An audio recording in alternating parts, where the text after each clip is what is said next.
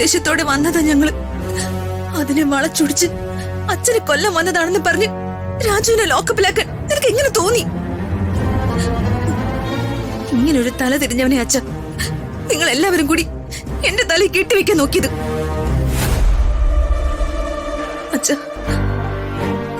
അച്ഛനൊരിക്കലും എന്റെ ഇഷ്ടങ്ങളും ആഗ്രഹങ്ങളും സാധിച്ചു തന്നിട്ടില്ല. സാധിച്ചു തരാൻ വേണ്ടി ഞാനൊന്നും അച്ഛനോട് പറഞ്ഞിട്ടുമില്ല.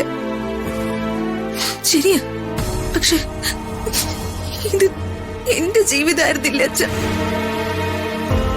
ഈ ജീവിതം മുഴുവൻ ഒരുമിച്ച് ജീവിച്ച് തീർക്കേണ്ട ആളെ എനിക്കും കൂടി തിരഞ്ഞെടുക്കാൻ അവകാശമില്ല. അച്ഛന്റെ സ്വന്തം മോളല്ല ഞാൻ. എല്ലാം തീരുമാനിച്ച് ഉറപ്പിക്കുന്നതിന് മുൻപ് എന്നോട് ഒരു വാക്ക് ചോദിക്കായിരുന്നില്ലേ?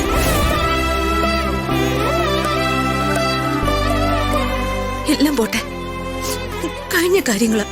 ഞാൻ ഒരാളെ ഇഷ്ടപ്പെട്ടു, അയാളെ കല്യാണം കഴിച്ചു. രാജുവിനെ കല്യാണത്തിന് വേണ്ടി ഞാനാണ് നിർബന്ധിച്ചത്.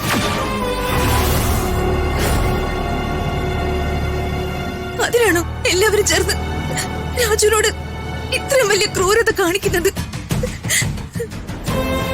അച്ഛ, രാജു ഒരു പാവമാണ് അച്ഛ. നന്മ മാത്രം മനസ്സിൽ സൂക്ഷിക്കുന്ന ഒരാൾ. ആ പാവത്തിനെ ലോക്കപ്പിലിട്ട് തല്ലിച്ചതച്ചത്. ദയവ് ചെയ്ത് രാജുവിനെ വെറുതെ വിടാൻ പറയണം. ഒരു മകളായിട്ട് എന്റെ അപേക്ഷ എടുക്കണ്ട. അച്ഛൻ ഭരിക്കുന്ന ഈ നാട്ടിലെ ഒരു പ്രജയുടെ അപേക്ഷയായിട്ട് കണ്ടാ മതി. പ്ലീസ് അച്ഛ. ഇനിയും അച്ഛന് ഞാൻ പറയുന്നത് വിശ്വാസമാകുന്നില്ലെങ്കിൽ എന്നെ കൂടി അറസ്റ്റ് ചെയ്ത് ലോക്കപ്പിലിടാൻ പറയച്ച.